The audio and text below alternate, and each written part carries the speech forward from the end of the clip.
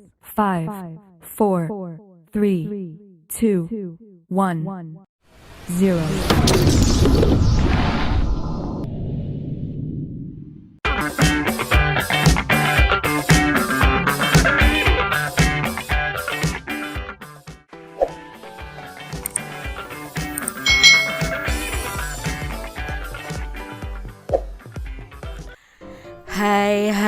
Hai, selamat datang di channel YouTube Kak Citra. Apa kabar nih adik-adik semuanya? Kak Citra berharap kalian dalam keadaan yang baik, sehat, dan siap untuk belajar ya. Nah, hari ini kita akan belajar bersama-sama masih di tema 6, panas dan perpindahannya. Subtema 1, suhu dan kalor, pembelajaran yang ketiga. Mari adik-adik kita belajar dengan penuh semangat ya. Perhatikanlah gambar di bawah ini. Buku merupakan salah satu media cetak yang menjadi sumber informasi yang paling sering digunakan oleh masyarakat hingga saat ini. Apakah adik-adik memiliki buku serupa dengan buku pada gambar di bawah ini? Ya, buku itu biasanya buku ilmu pengetahuan yang berisi informasi tentang peristiwa alam yang terjadi di sekitar kita. Karena di sini gambarnya ada matahari, ada bumi ya adik-adik ya. Selain terdapat teks penjelasan, di dalam buku itu juga terdapat gambar-gambar yang mendukung penjelasan informasi yang diberikan. Nah, gambar-gambar tersebut juga membuat buku itu semakin menarik bagi pembacanya. Adik-adik, apakah kalian suka membaca buku? Nah, biasanya kalau di buku anak-anak itu banyak sekali gambar-gambar yang menjadi pendukung dalam penjelasan informasi pada buku tersebut. Perhatikan kembali gambar pada buku di bawah ini. Dapatkah adik-adik menceritakan gambar-gambar di bawah ini? Tahukah kamu bahwa matahari adalah sumber energi yang tidak pernah habis dan diperlukan oleh seluruh makhluk hidup yang ada di bumi, termasuk masyarakat Indonesia. Nah, manusia dan lingkungan sekitar memerlukan sumber energi panas untuk kelangsungan hidupnya. Pada pembelajaran sebelumnya kita sudah belajar tentang sumber energi panas dari matahari. Untuk memenuhi kebutuhan hidupnya, manusia itu harus berhubungan dengan lingkungan loh adik-adik. Dalam hubungannya dengan lingkungan, ada peristiwa saling mempengaruhi satu dengan yang lain. Nah, matahari ini adalah sumber kehidupan yang memungkinkan lingkungan manusia itu berjalan sebagaimana mestinya. Lingkungan manusia itu terdiri dari lingkungan alam dan lingkungan masyarakat. Nah, lingkungan masyarakat tempat kita tinggal itu dipengaruhi oleh kehidupan ekonomi, sosial, dan budaya. Bagaimana manusia berhubungan dengan lingkungan alamnya? Yuk kita simak bacaan berikut ini. Nah, manusia dengan lingkungan alam. Semua makhluk hidup yang ada di bumi itu melakukan hubungan dengan sesama makhluk hidup maupun dengan lingkungannya. Nah, lingkungan alam itu terdiri atas benda mati dan makhluk hidup. Lingkungan alam merupakan sumber penghidupan bagi makhluk hidup karena alam itu menyediakan semua kebutuhan hidup manusia adik-adik ya. Jadi kita memerlukan lingkungan alam untuk hidup. Benda mati dan makhluk hidup saling memengaruhi antara satu dengan yang lainnya. Bahkan antar keduanya itu saling berkaitan. Salah satu bentuk hubungan antara benda mati dan makhluk hidup adalah jenis tanah, suhu, dan curah hujan. Nah, di suatu tempat itu dapat mempengaruhi jenis tanaman yang tumbuh dan hewan yang berkembang biak di daerah tersebut adik-adik. Makhluk hidup yang juga dapat mempengaruhi benda mati juga ya. Jadi makhluk hidup juga mempengaruhi benda mati juga mempengaruhi makhluk hidup. Contohnya nih, daerah yang banyak tumbuhannya akan menyebabkan daerah tersebut itu menjadi lebih sejuk. Daerah yang masih banyak tumbuhannya itu cenderung memiliki air tanah yang sangat baik dan berlimpah. Hal ini terjadi karena tanaman itu membantu tanah untuk menahan air dan menyimpannya di dalam tanah dengan baik. Lalu bagaimana dengan manusia? Hubungan antara manusia dan lingkungan alam itu dapat dikelompokkan menjadi dua. Jadi pertama, hubungan yang membuat manusia harus dapat menyesuaikan diri dengan alam. Nah, kedua adalah hubungan yang membuat manusia itu dapat memanfaatkan alam sekitarnya. Jadi ada dua hubungan antara manusia dengan lingkungan alam ya. Nah, salah satu cara manusia untuk menyesuaikan diri dengan lingkungan adalah dengan mempelajari peristiwa alam yang ada di lingkungannya. Misalnya para petani harus menyesuaikan waktu tanam dengan musim hujan nih, agar tanamannya itu dapat tumbuh dengan baik. Lalu para nelayan harus memilih waktu untuk berlayar menyesuaikan dengan keadaan cuaca agar terhindar dari bencana dan memperoleh tangkapan ikan yang banyak. Itu hubungan yang pertama antara manusia dengan lingkungan, bagaimana manusia harus menyesuaikan diri dengan alam adik-adik. Lalu manusia juga harus dapat memanfaatkan alam untuk memenuhi kebutuhan hidupnya dengan menggunakan ilmu pengetahuan dan teknologi. Contohnya untuk menanggulangi akibat kemarau panjang yang menyebabkan menurunnya hasil pertanian. Manusia berusaha mencoba untuk membuat hujan buatan. Nah, pembuatan hujan buatan ini tentu dengan menggunakan pengetahuan dan teknologi. Itu hubungan manusia dengan alam yang kedua adik-adik. Ya, ini adalah bacaan kita hari ini. Lalu di sini ada beberapa pertanyaan yang akan kita jawab bersama-sama. Apa judul bacaan di atas? Ya, judulnya adalah manusia dengan lingkungan alam.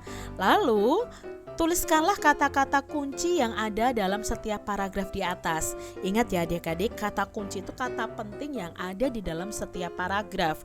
Contohnya nih adik-adik, di paragraf yang pertama itu kata kuncinya adalah makhluk hidup dan lingkungan alam.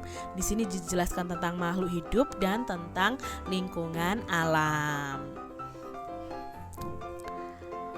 Lalu untuk paragraf yang kedua nih. Nah, paragraf kedua ini kata kuncinya adalah benda mati dan makhluk hidup, karena di sini dijelaskan tentang benda mati dan makhluk hidup nih.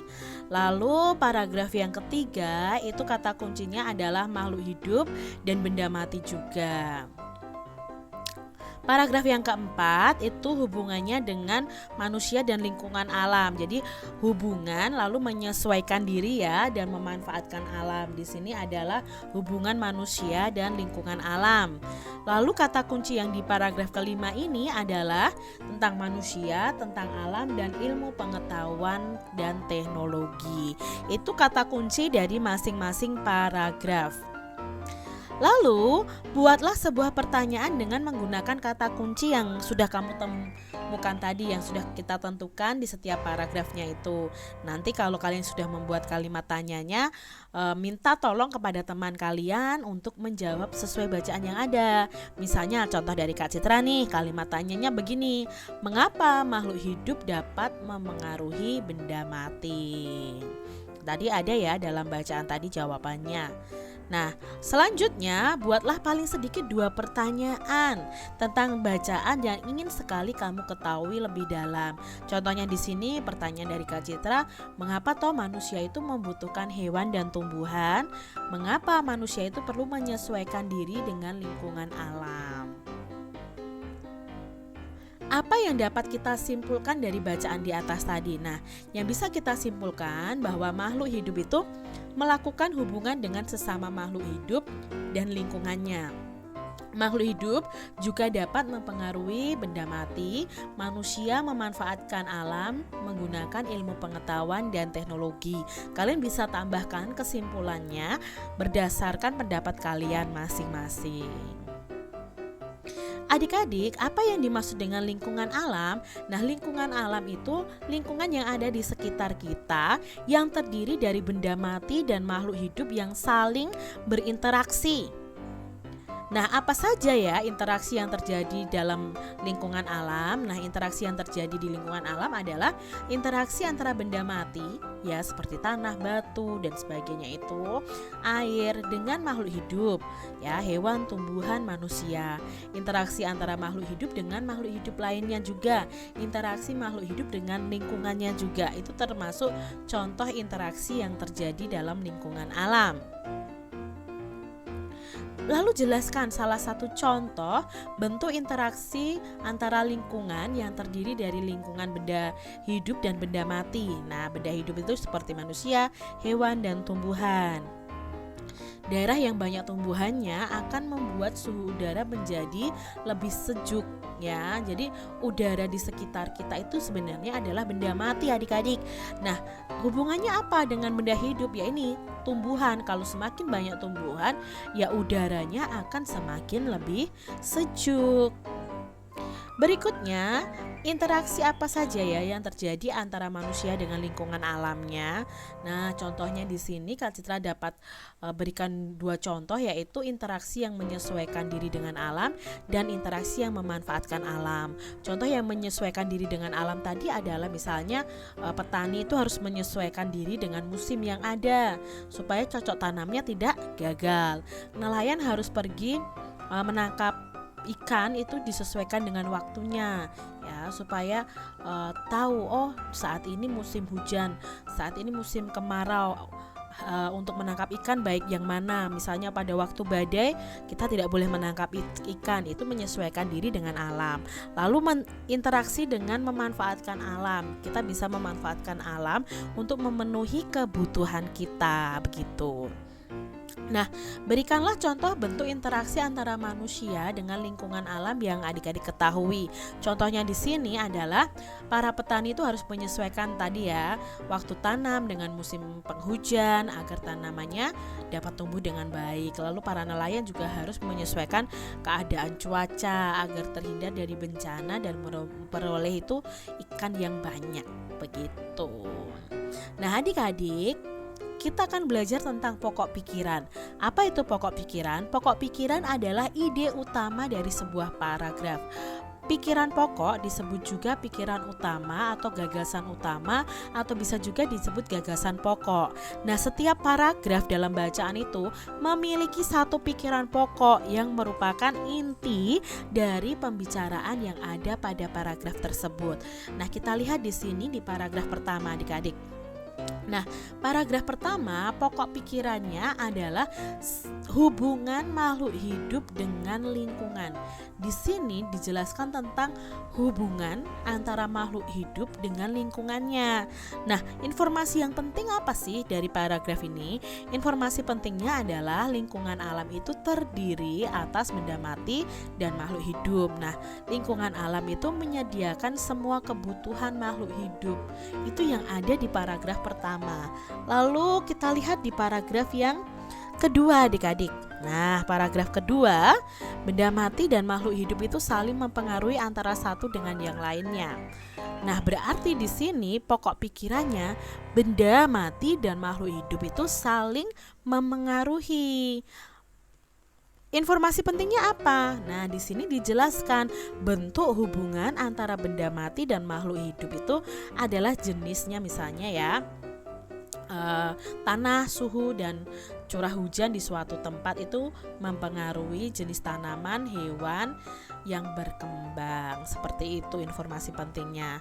Lalu di paragraf ketiga, nah paragraf ketiga ini pokok pikirannya apa? Oh, ternyata makhluk hidup itu juga dapat mempengaruhi benda mati. Itu adalah pokok pikirannya. Nah, informasi pentingnya apa di sini? Nah, daerah yang banyak tumbuhannya menjadi lebih sejuk dan airnya melimpah karena tanaman itu menahan air dan menyimpannya di dalam tanah. Ini informasi di paragraf ketiga. Lalu di paragraf keempat nih, nah adik-adik tugasnya nih mencari pokok pikiran dari paragraf ini dan informasi penting apa yang ada di dalam paragraf ini. Jadi kalau kita lihat di paragraf 4 ini, pokok pikirannya adalah tentang hubungan antara manusia dan lingkungan alam itu dibagi menjadi dua. Nah, informasi pentingnya apa? Oh, yang pertama itu hubungannya manusia harus menyesuaikan diri dengan alam. Yang kedua, hubungannya adalah manusia harus memanfaatkan alam. Nah, nanti di paragraf kelima ini adik-adik juga mencari nih pokok pikiran dan informasi penting dari paragraf yang kelima. Dari bacaan itu, saya semakin mengerti bahwa manusia itu sangat bergantung pada lingkungan alamnya. Betul, manusia mempunyai kemampuan untuk mempelajari keadaan lingkungannya dan melakukan penyesuaian untuk bertahan hidup. Yuk kita coba untuk mengamati lingkungan sekitar kita. Adik-adik, bagaimanakah kondisi geografis lingkungan di daerah tempat tinggalmu nih? Nah, kalian tuh tinggal di daerah pegunungan, pantai, atau di daerah dataran rendah nih adik-adik ya. Kalau Kak Citra di daerah Karanganyar itu di daerah pegunungan, tapi kalau di Semarang ya itu karena dekat dengan pantai ya di daerah pantai adik-adik. Tapi Kak Citra agak lebih ke dataran rendahnya. Nah, lalu, apa pekerjaan utama orang-orang di sekitar kalian nih? Dari keadaan daerah lingkungan kalian, apa pekerjaan utama orang-orang di sekitar kalian? Misalnya di sini Kak Citra bisa contohkan, di daerah pegunungan itu biasanya pekerjaan utama penduduknya itu banyak yang petani. Di dataran tinggi, dataran rendah itu juga banyak petani. Lalu di dekat pantai itu biasanya pekerjaan utamanya adalah nelayan. Nah, mungkin kalian bisa menyebutkan nih daerah tempat tinggal kalian dan pekerjaan utama penduduk di lingkungan kalian. Apa saja sih bentuk interaksi masyarakat di sekitarmu dengan lingkungan alamnya? Nah, bentuk interaksinya misalnya untuk yang di daerah pegunungan tadi ya, itu bercocok tanam. Nah, hasil interaksinya apa? Mudah mendapatkan sayuran dan buah-buahan. Lalu untuk yang nelayan itu ya, biasanya interaksinya dengan alam ya, menjadi nelayan, menangkap ikan ya. Hasil interaksinya mendapatkan berbagai jenis ikan. Lalu ada juga yang peternak misalnya, memelihara hewan ternak sapi. Hasil interaksinya apa? Oh, mereka mudah untuk mendapatkan susu dan daging, seperti itu. Dan lain sebagainya. Kalian bisa menuliskan bentuk interaksinya dan hasil interaksi manusia, masyarakat di lingkungan kalian dengan alam. Daerah yang berbeda, tanaman yang dihasilkan pun berbeda juga jenisnya adik-adik. Sehingga manusia harus mampu menyesuaikan dirinya. Nah, saya baru menyadari bahwa apa yang saya makan itu berasal dari hubungan manusia dengan lingkungan alamnya. Saya bersyukur loh tinggal di daerah yang memiliki hasil pertanian yang melimpah. Lalu di daerah Papua mereka biasa memakan umbi-umbian, Din. Nah, ini kata Beni ya. Hal itu terjadi karena di sana mereka tidak menanam padi seperti masyarakat di Pulau Jawa. Umbi-umbian merupakan tanaman yang paling mudah tumbuh dan mudah dirawat di daerah Papua. Jadi kalau di Papua itu jarang ada sawah adik-adik ya. Mereka tidak menanam padi, tapi mereka lebih ke umbi-umbian. Nah, wah, saya baru tahu. Berarti jika daerahnya berbeda, tanaman yang dihasilkan pun bisa berbeda ya. Nah, masyarakat yang tinggal di sana juga harus menyesuaikannya. Pengetahuan yang baru untukku, Ben, kata Udin. Ya, tetapi kesamaannya adalah mereka semua itu berhak untuk memenuhi kebutuhan hidupnya, termasuk mencari makan. Bicara soal hak nih, hak-hak apa sajakah yang kita miliki ya, Din? Tanya Beni. Nah, adik-adik, hak itu apa yang kita peroleh saat kita sudah melaksanakan kewajiban kita. Lalu apa saja sih hak-hak kalian?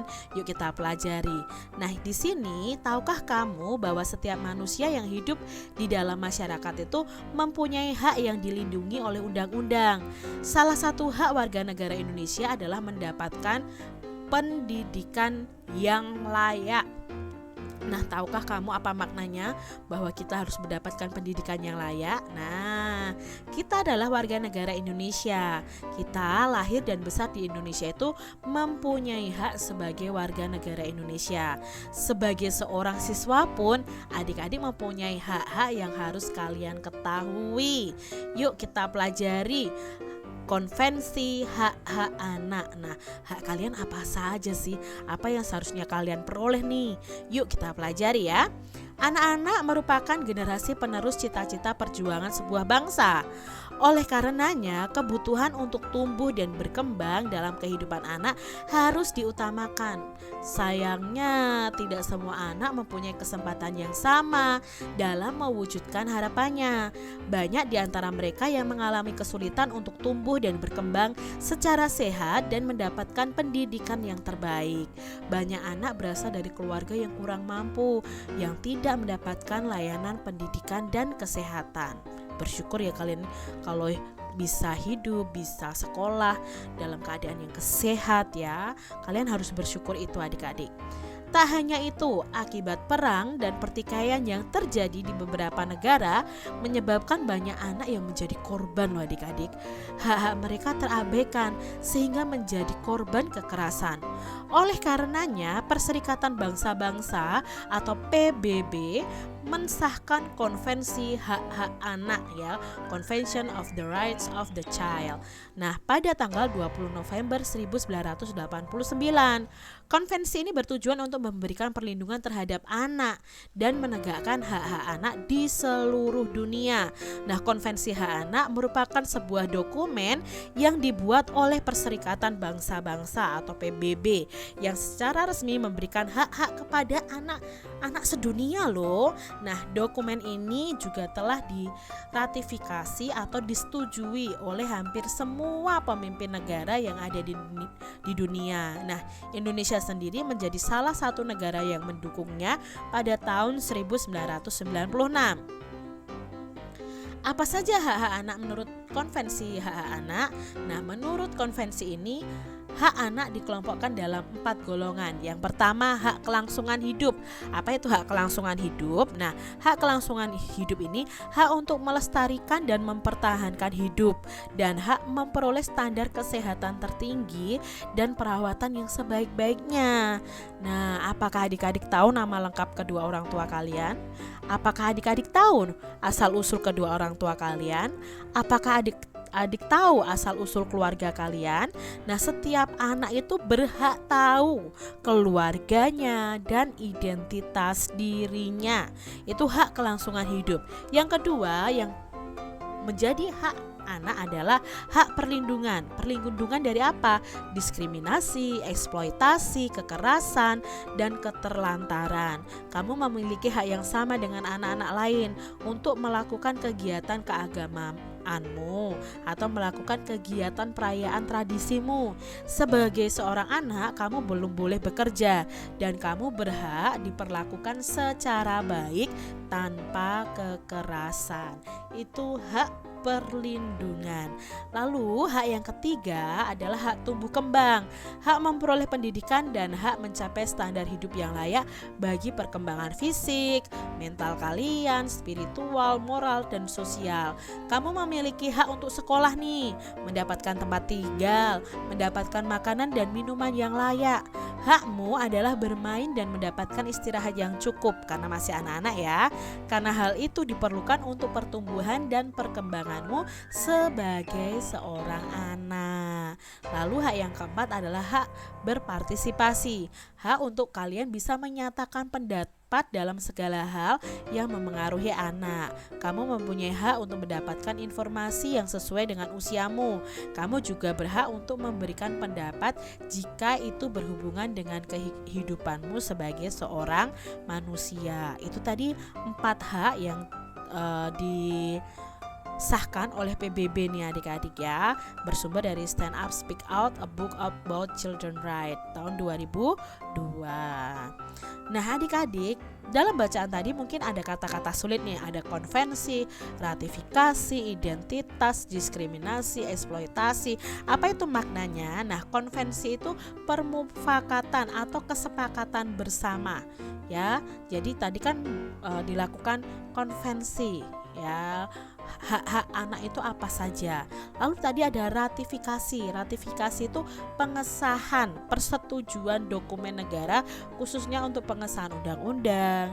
Tadi kan hak anak itu sudah dijadikan undang-undang ya bagi seluruh negara di dunia. Jadi sudah diratifikasi, sudah disahkan. Lalu identitas itu apa maknanya? Identitas itu ciri-ciri atau keadaan khusus seseorang atau jati diri seseorang. Lalu tadi ada diskriminasi. Anak-anak tidak boleh mengalami diskriminasi. Diskriminasi itu pembedaan perlakuan. Ya, kalian diperlakukan beda ya, kalian disiksa, itu diskriminasi. Eksploitasi, kalian dieksploitasi itu juga tidak boleh. Eksploitasi itu maknanya pemanfaatan untuk keuntungan sendiri. Jadi misalnya kalian dieksploitasi untuk bekerja, berarti itu kamu itu dieksploitasi tenaganya untuk memberikan keuntungan bagi orang yang mengeksploitasi kamu. Itu mungkin kata-kata sulit yang kalian tidak tahu artinya. Jadi kalian sudah tahu ya artinya, bisa kalian tulis nih di buku tulis kalian masing-masing. Nah, adik-adik sudah mengetahui hak-hak anak yang harus kalian peroleh. Bagaimana kamu mendapatkan hak tersebut? Nah, misalnya hak kelangsungan hidup. Cara mendapatkannya ya dengan menjaga kesehatan tubuh kita, dengan cara makan makanan yang bergizi. Lalu hak perlindungan, ya kita mendapatkannya dengan mematuhi semua aturan yang ada dalam keluarga, taat dan patuh pada orang tua. Itu adalah cara mendapatkan hak perlindungan. Lalu untuk mendapatkan hak tumbuh kembang, itu kita bisa belajar dengan tekun dan sungguh-sungguh, memanfaatkan waktu dengan bijak untuk bermain dan belajar. Lalu untuk hak partisipasi, cara mendapatkannya adalah dengan mendengarkan dan melaksanakan nasihat orang tua, lalu menyampaikan pendapat dengan sopan. Adik-adik, di sini ada hak-hak seorang siswa nih. Setiap warga negara itu mempunyai hak yang sama untuk memperoleh pendidikan. Setiap anak yang menjadi warga negara berhak atas kesempatan untuk mengikuti pendidikan. Hal ini sesuai dengan konvensi hak anak tadi yang ditandatangani oleh pemerintah Indonesia. Nah, setiap anak di Indonesia ini memiliki hak untuk memperoleh pengetahuan, kemampuan, dan keterampilan yang akan membantunya menjadi warga negara yang mandiri di kemudian hari. Lalu setiap anak yang belajar di sebuah lembaga pendidikan, baik formal maupun tidak formal, itu disebut sebagai siswa. Dan setiap siswa yang belajar di sebuah sekolah mempunyai hak-hak yang sama. Nah, haknya apa ya? Yuk kita lihat ya. Menurut peraturan pemerintah nomor 28 tahun 1990, yang dimaksud dengan hak-hak siswa adalah hak untuk 1. Mendapatkan perlakuan sesuai dengan bakat, minat, dan kemampuan kalian. Jadi kalau kalian sebagai siswa, kalian bisa mendapatkan perlakuan nih sesuai dengan bakat kalian, sesuai dengan minat kalian. Memperoleh pendidikan agama sesuai dengan agama yang dianutnya. Mengikuti program pendidikan yang bersangkutan atas dasar pendidikan berkelanjutan, baik untuk mengembangkan kemampuan diri maupun untuk memperoleh pengakuan tingkat pendidikan tertentu yang telah dibakukan. Lalu hak berikutnya mendapatkan bantuan fasilitas belajar, beasiswa atau bantuan lainnya sesuai persyaratan yang berlaku. Hak kalian juga bisa pindah ke sekolah yang sejajar atau tingkatnya lebih tinggi sesuai dengan persyaratan penerimaan siswa pada sekolah yang hendak dimasuki. Kalian juga berhak memperoleh penilaian hasil belajarnya atau rapot ya adik-adik ya. Kalian juga berhak menyelesaikan program pendidikan lebih awal dari waktu yang ditentukan. Lalu mendapatkan pelayanan khusus nih bila mana menyandang cacat. Jadi kalau misalnya ada siswa yang cacat, itu ada pelayanan khusus, itu adalah hak dari setiap anak. Ini diambil dari sumbernya kemenkumham.go.id. Nah, hak-hakku sebagai seorang pelajar itu apa? Ya, hak saya sebagai seorang pelajar adalah mendapatkan pendidikan sesuai dengan agama yang saya anut ya, lalu mendapatkan fasilitas belajar, mendapatkan beasiswa dan bantuan lainnya, lalu mendapatkan perlakuan sesuai bakat dan minat, mendapatkan nilai dari guru secara rutin, itu adalah hak kalian adik-adik. Lalu kalau teman kalian itu ada yang menyandang cacat, mereka berhak diperlakukan secara khusus adik-adik. Jadi kalian sudah tahu ya hak kalian sebagai siswa. Hak adalah milik kepunyaan, kewenangan untuk berbuat sesuatu karena telah ditentukan oleh undang-undang atau aturan. Jadi kesimpulan tentang hak-hak tadi, hak itu adalah milik kita, kepunyaan kita dan kewenangan kita yang telah ditentukan oleh undang-undang. Berarti hak ini yang harus kita peroleh. Itu kesimpulannya dari hak itu adik-adik.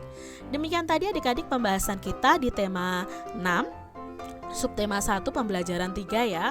Mungkin videonya agak lama nih karena materinya memang agak banyak untuk adik-adik semuanya. Kak Citra berharap kalian memahami apa yang Kak Citra sampaikan, dan sampai jumpa lagi di video pembelajaran Kak Citra selanjutnya. Tetap semangat untuk belajar dan Tuhan memberkati. Jangan lupa tekan tombol subscribe, lalu tekan loncengnya, tekan juga tombol like, lalu share ke media sosial kalian. Jangan lupa untuk ikuti media sosial Kak Citra. Terima kasih.